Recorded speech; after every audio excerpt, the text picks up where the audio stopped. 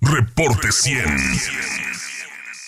Está con nosotros la investigadora del Instituto Nacional de Antropología e Historia, la doctora Patricia Olga Hernández Espinosa. Doctora, ¿cómo está? Buenos días, bienvenida. Buenos días, muchas gracias. Gracias por la invitación. 500 tumbas. Sí. Recorrió. El 1% de las 55,000 que tiene el Panteón de la Yáñez. 55,000 tumbas hay ahí. Ahí es, exactamente, según el censo que levantó Jardines y Panteones del municipio, que, bueno, está actualizado hasta 2010. Sí. Y eso es, bueno, entonces pues el universo era muy amplio, pero a mí me interesaba conocer cómo se morían los sonorenses antes. Sí. Sí, los hermosillenses principalmente. Entonces la primera parte del panteón pues tiene tumbas muy interesantes, algunas del siglo XIX, que fueron trasladadas de los panteones antiguos antes de que los cerraran, la gente que pudo hacerlo. Y entonces esas son las tumbas del siglo XIX, que son monumentos históricos que están protegidos por el INAH. Pero hay otra muestra que corresponde a la primera mitad del siglo XX, que es con la que yo hice las comparaciones. Sí, el objetivo de recorrer el Panteón Yáñez fue para saber de qué morían en el siglo XIX y XX. Y principios del siglo XX los hermosillenses. Los hermosillenses, sí, mira, este es un proyecto de investigación que inició en el 2017, que se llama Demografía con lápidas. Para obtener datos demográficos, por lo generalmente analizamos registros civiles o registros parroquiales, pero no hay nada más fidedigno que una lápida. Claro, pues ahí vienen los datos, ¿no? Ahí vienen los datos. Entonces, porque por ejemplo, en los registros de defunciones no vienen los datos de nacimiento y en los registros de nacimiento no vienen los datos de cuando se murió. Entonces, ahí viene toda la historia de vida. Pero no solamente del individuo que está allí, de los individuos, porque las tumbas familiares le dan a uno mucha idea desde el punto de vista antropológico de cómo van las relaciones de parentesco, pero también el sentimiento de los deudos está reflejado en una tumba, en una lápida, en lo que le dicen, o sea, el epígrafe de despedida. Bueno, todo eso es lo que yo utilicé para responder apenas a alguna de las primeras preguntas, porque el proyecto es más amplio, ¿sí? Sí. Ya me dijo los datos, los 3 datos que usted le llaman la atención de las tumbas, le llamaron la atención y que usted documentó: la fecha de nacimiento, la fecha de muerte y el mensaje que la familia le dejaba al difunto. Así es. Inscrito en la lápida. En la lápida. ¿Qué otros datos le llaman la atención en la tumba? Mira, bueno, hay datos interesantes, hay hasta fotografías de las personas. Fotos. Sí, hay un camafeo increíble de que una mujer que murió en 1890.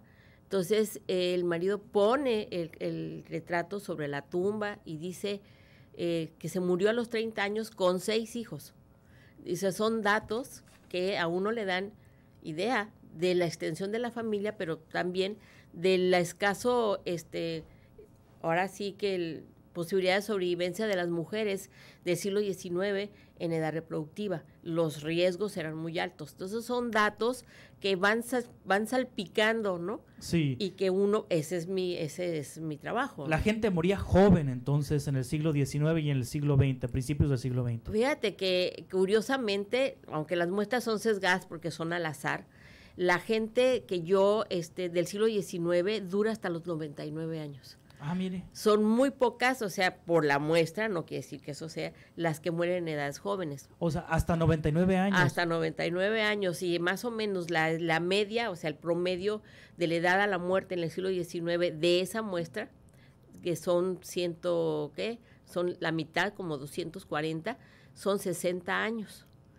Pero cuando uno va al siglo XX, cuando supuestamente para la época en que se hace el corte, hasta 1950, la esperanza de vida en el hermosillense era de 40 años. A ver, entonces en el 19 vivíamos más que en el 20. Ándele. Lo que pasa es que los datos estadísticos a veces nos juegan malas pasadas. Sí. Porque están basados en documentos. Decían, por ejemplo, INEGI dice, hacia 1930, en Sonora, la esperanza de vida es de 30 años. De 30 años. De 30 años. ¿Por qué? Por los riesgos que hay en la reproducción, la salud. Es una época que no hay antibióticos. La gente que se muere de una infección, pues es porque no hubo más remedio, pero ahora difícilmente te mueres de una infección a menos que sea algo muy rápido, ¿no? Entonces, hay esa gente que está ahí enterrada duró muchísimo tiempo. 60 años, 80 años, 70 años. O sea, el INEGI dice que en los 30 del siglo pasado, en los años 30 del siglo pasado, más bien, a principios del siglo pasado, ¿no? Ajá. La gente moría a los 30 años en promedio. La esperanza de vida, o sea. La esperanza de vida. La posibilidad que tiene un niño que nace en 1930 de vivir es hasta 30 años. Si ya lo logró después, ya la hizo, ¿no? Y en el Panteón Yáñez, el promedio es de 60 años. 60 años, para las dos muestras, tanto para la del siglo XIX como la de 1900-1950. El problema de la muestra de 1920 es la alta mortalidad infantil. Yo me encontré un sector en el panteón que yo desconocía, que es el sector 8 y está dedicado a los niños. Sí. Y ahí está la evidencia de una mortalidad terrible de menores de 1 año, de 2 años en la década de los 40. Yo considero, o sea, los antibióticos llegan a México hacia finales de los años 40. Entonces, cuando yo hago todo el análisis demográfico, Hermosillo, en la primera mitad del siglo XX, es una sociedad rural demográficamente hablando, donde hay las altas mortalidad infantil, la gente se muere joven según esto, ¿no? Pero cuando va uno a ver las lápidas, pues la gente también se está muriendo a los 90 años. Muchos casos de personas de 90 años. De 90 años. De 90 años. Sí, lo que sí es que las mujeres se mueren más en el 19, pero en el principio del 20. Estamos hablando entonces de supermujeres y superhombres para una época donde no había antibióticos y donde la esperanza de vida era tan corta, que hayan vivido hasta los 90 años. Es que, ¿qué tenían en sus genes? Tenían buenas condiciones de vida. Sí. O sea, la vida era muy tranquila. Estamos hablando de un Hermosillo rural.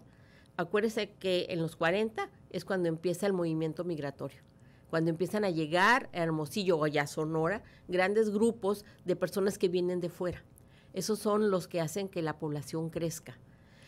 Pero la gente se está muriendo más, los hombres se están muriendo más en el siglo XX. Sí. ¿Por qué? Y cuando uno ve las curvas de distribución, las mujeres tienen mayores expectativas de vida que los hombres, y cuando uno ve las causas de muerte, pues son accidentes, violencias, cuestiones del estilo de vida, ya no de las condiciones biológicas de vida, ¿no? Sí. O sea, uno está equipado biológicamente para vivir hasta los 90 y tantos años, más o menos. Y las viudas querían más a sus muertitos en aquella época, y los viudos querían más a sus muertitas en aquella época, los mensajes que hay en las lápidas. Sí, hay mensajes. O había más sentimiento, más así.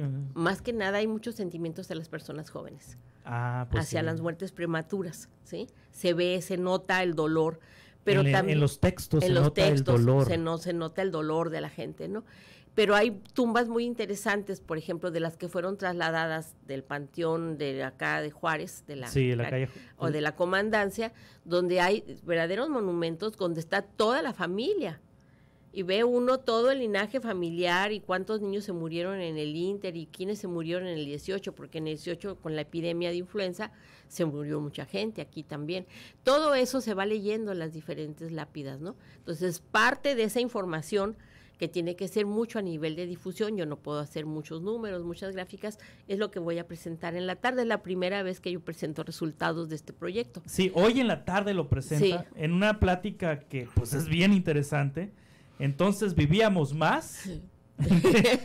Testimonios desde el Panteón de la Yáñez. Así es. Hoy se presenta ¿a qué hora, doctora? A las 6 de la tarde en el Museo Regional de Sonora, en el edificio de la antigua penitenciaría, en la sala de usos múltiples. Sí, entonces hoy en el Museo de Sonora, en el Museo Regional de Sonora, en la antigua penitenciaría, a las 6 de la tarde. Es entrada gratuita. Es entrada gratuita, se llama Cafeína porque el chiste es que vayan a platicar con los investigadores del INAH, nada más que ahorita estamos pidiendo que cada quien lleve su taza porque ya no estamos utilizando vasos desechables ni nada de para eso. El café. Para el café hay galletitas, coricos y bueno, y una buena plática, pero además como es un espacio que construimos los investigadores del INAH, pues estamos ahí todos, toda la gente puede preguntar.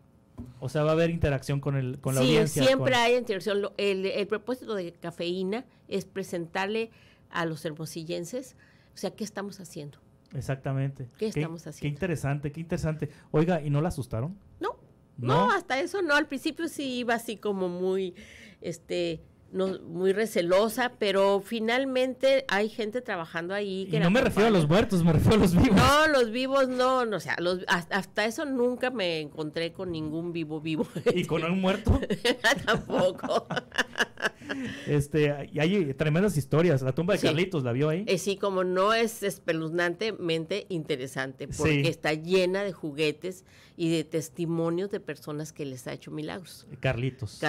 Sí, cuando uno sabe que es un niño que se murió en la década de los 40, a los 11 años. En un accidente fue, ¿no? Sí, parece que se cayó, entonces se murió, y entonces pues a la gente le lleva juguetes y le pide favores. Y hay fotografías de niños que salvó, de niños que se curaron. También están los últimos fusilados en Hermosillo, sí, ¿no? Samarripa y Ruiz, son unas tumbas bien interesantes, están pintadas de gris con los crucifijos rojos. Sí. Recuerdan toda una época, ¿no? ¿Por qué los crucifijos rojos? Para identificarlos de que no están, o sea, que no son personas deseables, gratas. Sí, porque violaron a una niña, ¿no? Sí, son los primeros sátiros, últimos sátiros. Sí, que así le dicen. Ajá, y los fusilaron ahí precisamente en la penitenciaría. En la antigua penitenciaría los fusilaron. Fue la última vez que se aplicó la pena de muerte a violadores. En el 57. 57. Ahí están al final del panteón. No, están en medio. En medio del panteón. En medio del panteón, en la primera sección. Sí. En la sección de hasta los años 50, que es la entrada hasta que está la fuente. Hay una fuente a la mitad, o sea, allí termina la sección antigua y después ya inicia la sección de los 60s, 80s. Sí. Para 85 ya estaba el cementerio repleto, nada más se sepultan los que tienen derecho a perpetuidad. Claro. Ay, pues qué interesante. Qué padre su trabajo, ¿eh? Muchas gracias. Qué padre su trabajo. Muchas felicidades por estos resultados, por esta investigación, doctora Patricia Olga Hernández Espinosa. La vemos hoy en la tarde a las 6. A las 6. Se me hace que se va a llenar. Se me hace que se va a llenar. Pues me daría mucho gusto. Que se va a llenar. Lleguen temprano porque se va a llenar. Ah, sí, claro, eso sí. Doctora, muchas gracias. Patricia Olga Hernández Espinosa, investigadora del Instituto Nacional de Antropología e Historia. Reporte 100.